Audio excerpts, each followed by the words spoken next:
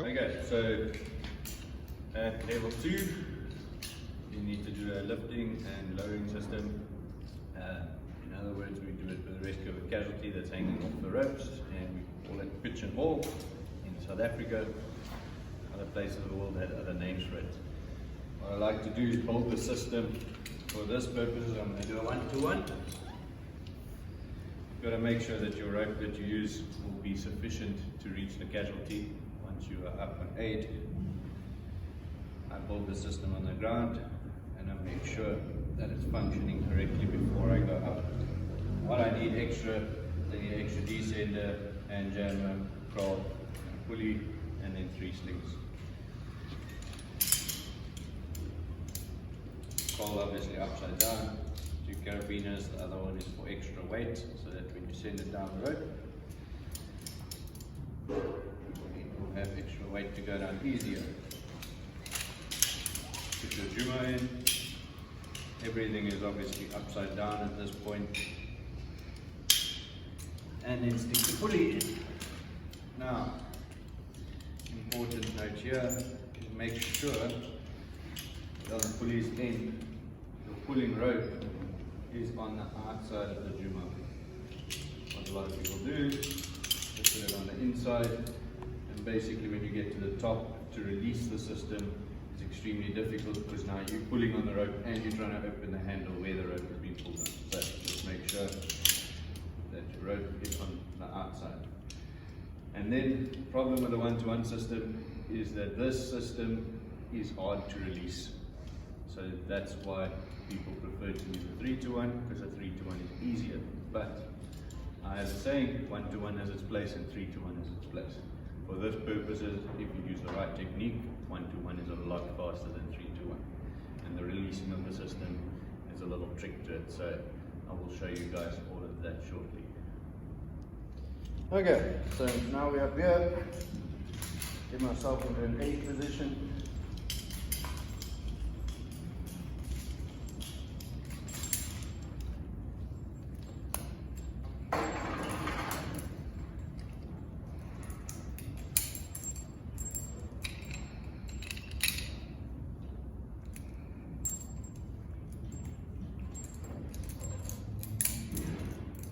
Little thing a lot of people don't explain, I'm clipping everything away from me.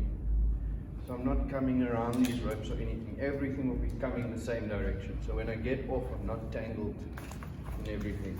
Yeah? Okay. So I've got 1 point, 2 point, 3 points now. All I'm going to do is stand up and go straight to my cast off.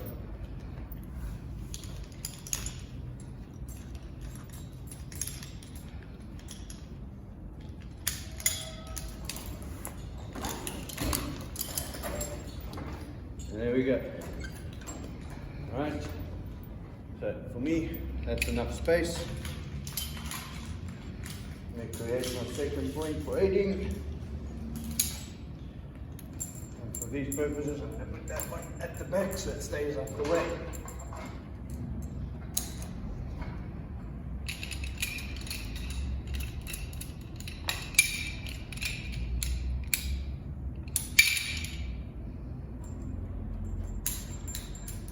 Okay.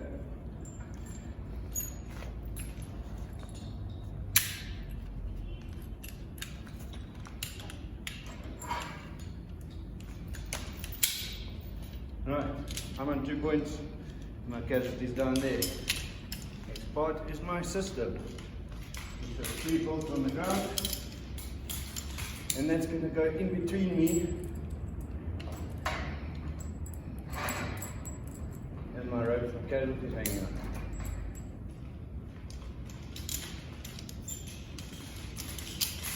And because I've pre-built this on the ground and it's all working, everything should be the way it should be. Okay, once I've got my system in place,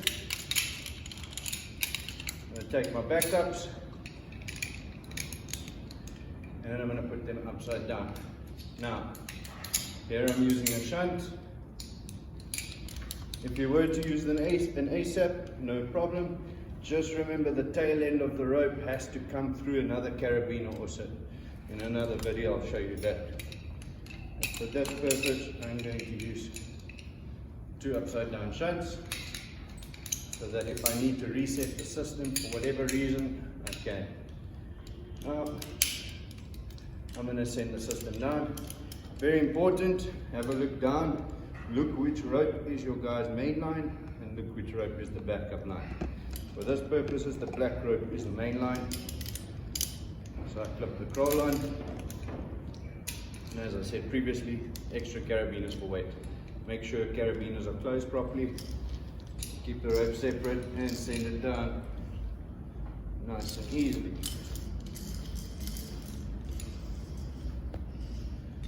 Okay, you want to see a touch at the bottom. Sometimes that carabiner down there cross loads. Easiest way to fix it, give yourself some more slack and pull up again. And then you clip it back into the Juma on top, and I've kept tension on it, so it should be fine. Now, I'll stick my Juma on this end of the rope, and I can start hauling. Now, because I weigh 90 odd kilos and the dummy only weighs 80, my counterweight system, which is me, is a lot easier. If someone was 60 kgs, it would just be a case of making yourself slightly heavier. So you see the dummy already comes up for me. I'm going to come down on my crawl.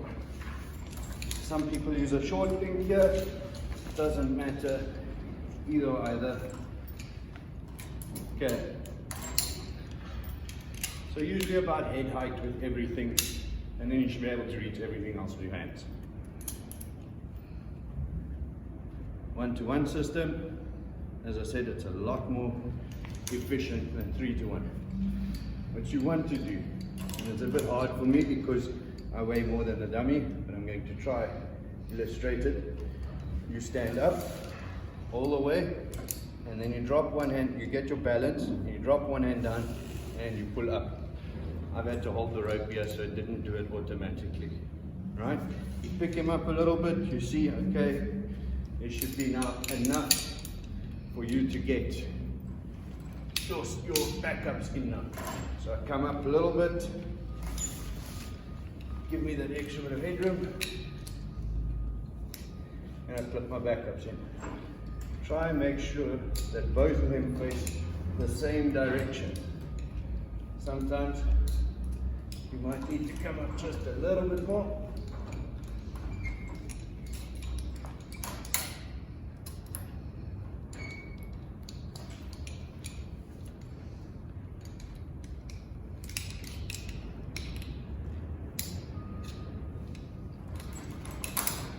Okay. The reason for these 2 backups is as the casualty comes up, I can control the fall factor on his backup, and if for any reason I need to reset the system, I can reset the system and he will not go anywhere. So now it's just a case of bringing him up. As I said, for me it's a whole lot easier because I weigh more than the dummy. So technique is drop your hand, kick back like a donkey, and up he comes. Every time you pull up with a 1-to-1, every time you adjust on your backups. Okay? And you just continue doing that until he gets all the way up. We train you not to pinch the shunt when you're using it, but for this purposes, to help you pull it through easier, I pinch the shunt close and I pull the ropes through a lot easier.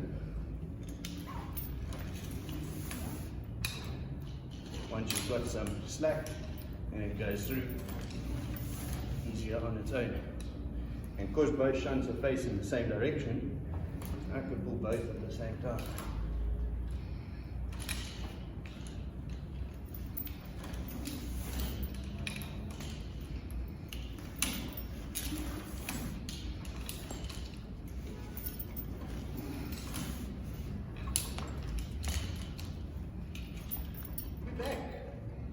Thanks to someone who didn't make sure that there was enough space. So we will continue. Up it comes.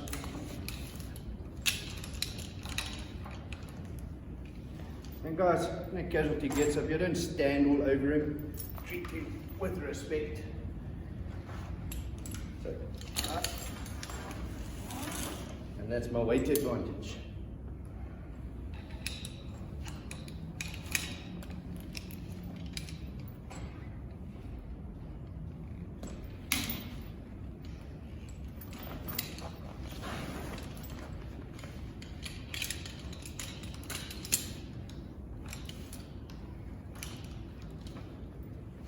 Okay, another thing to remember, when you're hauling the casualty up, don't put this knot right into the Juma. You're going to have a lot of difficulty getting it up.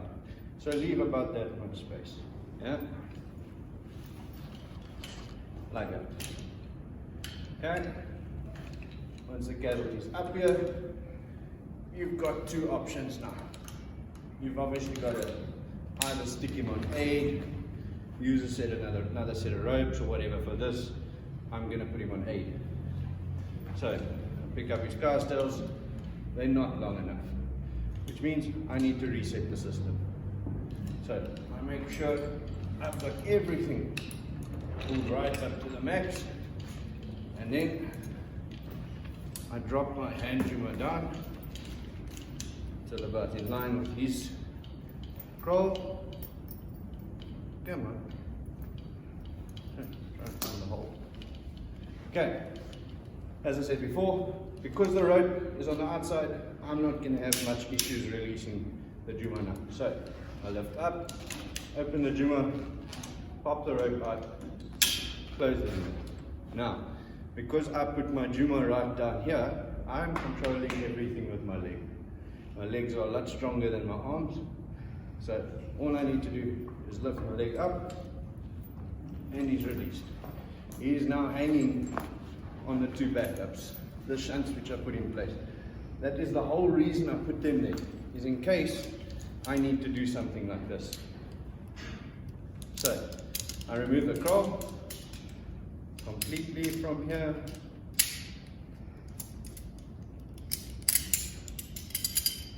Flip it away.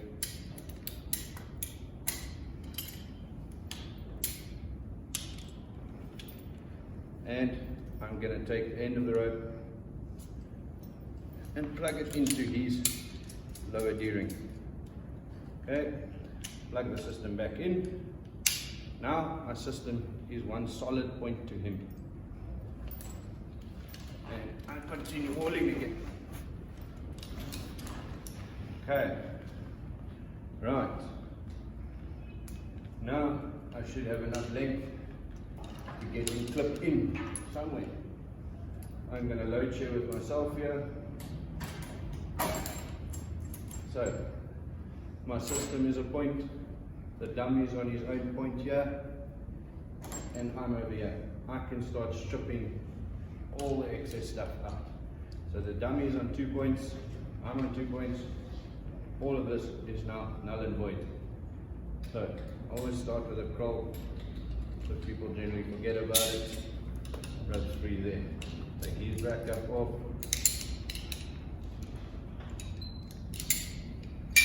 Okay, he's now solely hanging off of my one-to-one system, and his second point is load sharing on my sling. Strip the rest out here.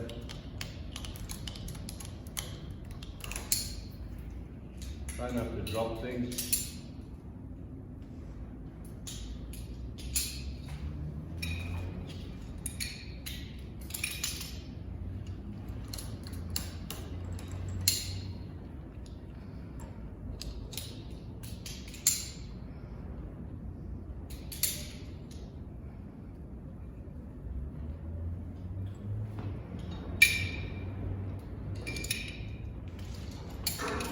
Okay, check your ropes, make sure that they're free, all the way to the bottom.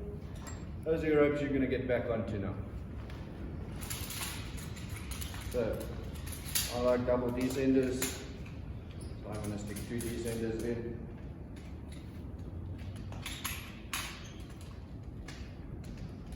Create 2 additional points for myself.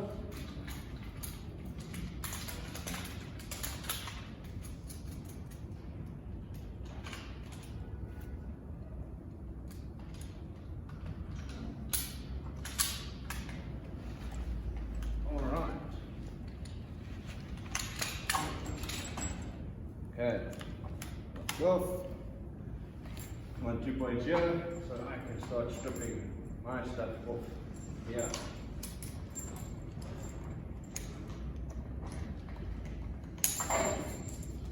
Okay.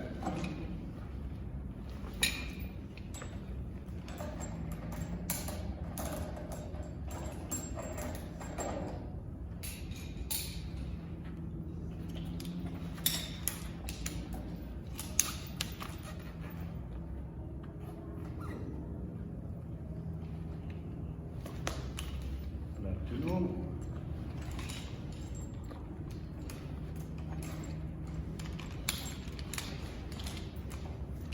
I'm trying not to spin for the video. Okay, there we go. I'll spin around for you. Okay. Okay. Down one.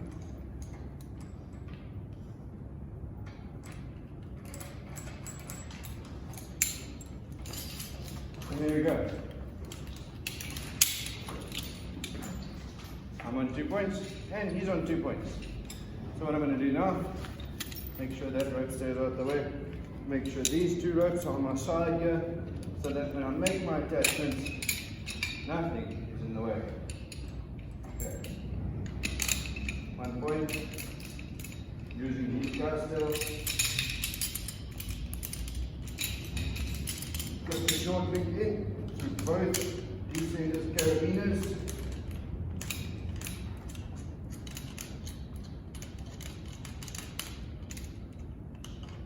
And then the other end to his chest steering. Okay, now that I've got 2 points to him, I can start stripping him. Notice, the last thing I take off is a hauling system. Throughout this whole process, I've had no need for a cheat string. Cheat strings work, they have their place also. If you think of it, you don't need to use a cheat string. So, again, I'm going to take my Juma, I'm going to put it relatively low and put my foot higher in the headgear / foot loop. I'm going to lift the canopy up, open the Juma, take it off, close it, and use my leg to lower him all the way onto me. And when it gets there, just lean back, pop the foot loop off, and you're good to go. Now, all I do here, take the system off, and instead of wasting time, I clip the system back onto itself. It can't go anywhere. Clean up a little bit, and I'm in a position to double descend already.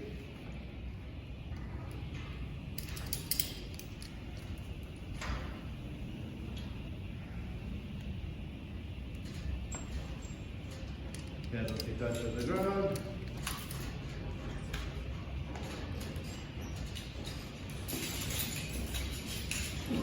Down, use your carabiners or your descenders. One at a time.